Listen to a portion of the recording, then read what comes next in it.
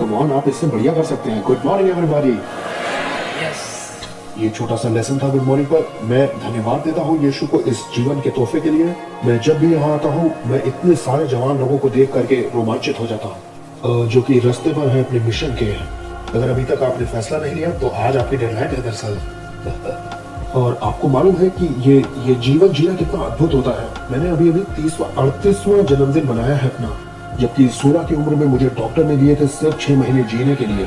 मैं अस्थमा के साथ पैदा हुआ और 2 से 16 तक की उम्र में मुझे गलत दवाइयों पर रखा गया, जो कि कॉर्टिजोन एस्टेरॉइड्स की हाई डोसेस थी, जिसका नतीजा ये निकला कि 60% मेरे लंग्स खराब हो गए और मेरा इम्यून सिस्टम बिल्कुल चरमरा गया और मुझ में रोमेटॉइड अर्थराइटिस पनप गया। 12 की उम्र में मुझे एक्सीडेंटली जैवलिन लग गया था, जिससे कि मेरी स्पाइनल कॉर्ड डैमेज हो गई थी और मेरी जिंदगी में अब तक सब गलत ही हुआ था, ऐसा लोगों ने दरअसल कहा था। और मेरे पिता एक एरोस्पेस साइंटिस्ट होने पर ये चाहते थे मुझसे कि मैं भी उनकी तरह बनूं, और मैं परिवार के लिए एक दाग बन गया। मैं 10वीं कक्षा में स्कूल से भी निकाल दिया गया, ये बोल के कि तुम पढ़ने के लायक नहीं हो, तुम बेकार हो और तुम बेकार की चीज हो। इस तरह के शब्द कुछ मेरी जिंदगी में बोले गए लगभग 16 साल तक। जहाँ मेडिकली कहा गया कि तुम जिंदा नहीं रहोगे, वहाँ पढ़ाई, समाज और परिवार में कहा गया कि बैनी दरअसल तुम परिवार के लिए एक श्राप और शर्म का कारण हो। और कोई उम्मीद न होने पर, न टैलेंट, न लाइफ होने पर मेरे अंदर कुछ भी बचा नहीं था। तो मैंने सुसाइड करने के बारे में सोचना शुरू किया 16 की उम्र में। हो सकता है यहाँ बैठकर आपको आश्चर्य हो रहा हो, आप सोच रहे हो कि बैनी क्या परमेश्वर मेरा इस्तेमाल कर सकता है मिशंस में। तो मैं ये कहना चाहता हूँ कि मेरे जैसे बहुत से बैनी है वहाँ जिन्हें सुसमाचार की जरूरत है, और आप ही उनमें से एक हैं जो उन तक वो गॉस्पेल शेयर करेगा। और फिर मैं अपने जीवन के निचले पड़ाव पर जब अपने आप को खत्म करना चाहता था, मैंने यीशु की आवाज को ये कहते सुना कि बैनी भले तुम बेकार कहे जाते हो, लेकिन मुझे अभी भी तुम्हारी जरूरत है। मैंने कहा यीशु आपको मेरी जरूरत क्यों है जबकि पूरी दुनिया कहती है मैं बेकार हूँ। उन्होंने कहा वो मुझे बदल कर एक नया इंसान बना देंगे। मैंने कहा ओके, मेरे पास कुछ नहीं है देने के लिए, जो कुछ है वो ये टूटी हुई जिंदगी है और ये जिंदगी के 6 महीने। उन्होंने कहा बस इतना काफी है एक नया काम शुरू करने के लिए तुम्हारे अंदर। और फिर यही उन्होंने किया और मैंने अपनी जिंदगी यीशु मसीह को दी।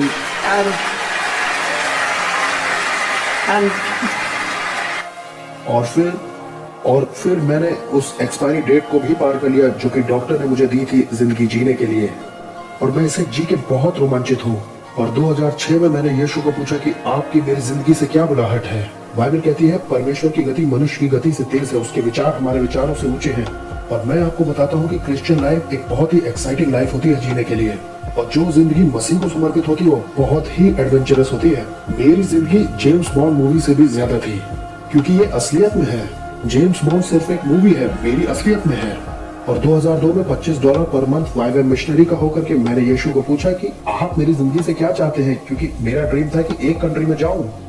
उन्होंने कहा बेली मैं चाहता हूं कि 2010 तक तुम सारे ही कंट्री में ट्रैवल कर लो। मैंने कहा जीसस ये इम्पॉसिबल है।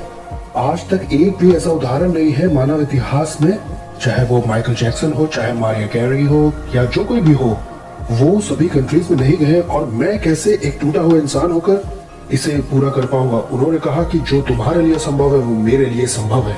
मेरे प्यारे दोस्तों, इसमें क्या करना है, अपना समर्पण करना है टूटेपन का और अपनी जिंदगी को यीशु के हाथ में देना है, और वो अपनी मर्जी से उसे आकार देंगे। और मैंने कहा जीसस जब तक आप मुझे देते रहेंगे तब तक मैं आपके लिए ट्रैवल करता रहूंगा। तो हमारी एक अच्छी डील हो गई। मैंने कहा मैं विश्वास से चलूंगा लेकिन आप मुझे देते रहिए। और आज ये मेरा एक पासपोर्ट है,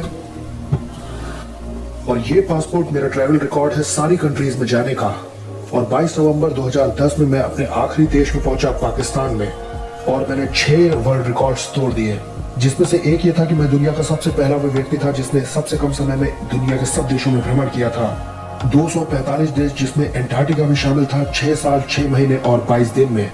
अगर यीशु अपनी महिमा के लिए मेरी जिंदगी का इस्तेमाल कर सकते हैं इतिहास रचने के लिए, सॉरी मैं आपकी तालियों के लिए वेट नहीं करना चाहता हूँ, मैं थोड़ा रूड नहीं होना चाहता। अगर यीशु मेरी जिंदगी के साथ ऐसा कर सकते हैं तो आज आपके लिए भी उनके पास एक योजना है। और वो मुझे बड़े अजीब से देशों में ले गए। उनमें से एक था नॉर्थ कोरिया।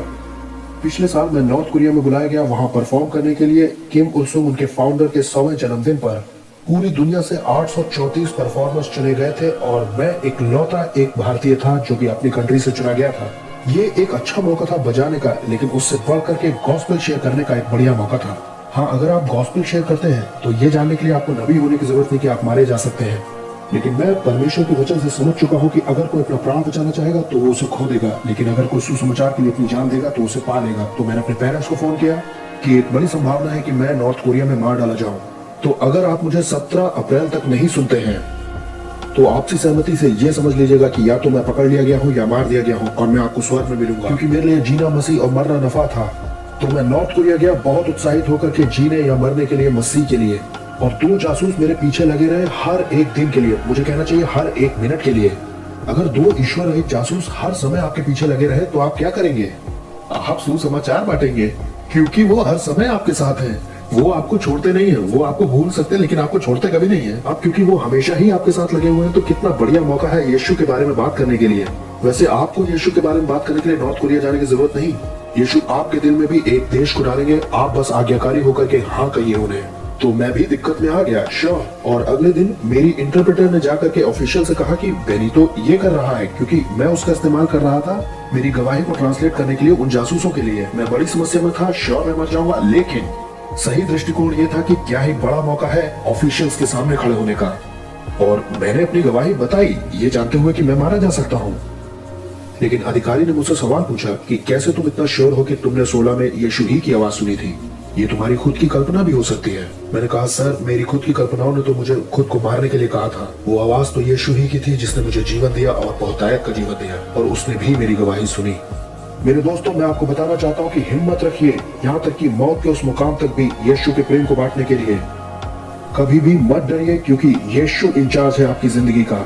मैं नॉर्थ कोरिया में इसलिए नहीं मारा गया क्योंकि वो मेरा समय नहीं था मरने का। दरअसल उसे पता है मेरा टाइम। और आखिर में सिर्फ 12 म्यूजिशियंस चुने गए उन 834 परफॉर्मर्स में से, और मैं उनमें से एक था जिन्हें नॉर्थ कोरिया की सरकार द्वारा अवार्ड मिलना था। और मैंने बजाया शाउट टू द लॉर्ड, जो भी मैं बजाने वाला हूँ, my Jesus my saviour there is none like you. उस जैसे एक देश में उनके नेशनल टीवी पर। अगर परमेश्वर इस्तेमाल कर सकता है क्रिश्चियन का, एक इंडियन का, इस गिटार के साथ, एक गिटार जिसे डिजाइन करने में परमेश्वर ने मदद की ओलंपिक गेम ग्रीस के लिए, अगर परमेश्वर मेरे जैसे टूटे और बेकार बच्चे को चुन सकता है जो कि समाज का दुत्कारा हुआ है, ऐसा पहला गिटार बनाने के लिए दुनिया का जिसमें ड्रम लगा हुआ है, तो आपके जीवन के लिए भी यीशु के लिए कुछ भी असंभव नहीं है। अगर वो मुझे चुन करके दे सकते हैं इस तरह का एक पासपोर्ट जिसमें 14 किताबें हैं कि मैं यीशु का सुसमाचार देशों में बांटूं,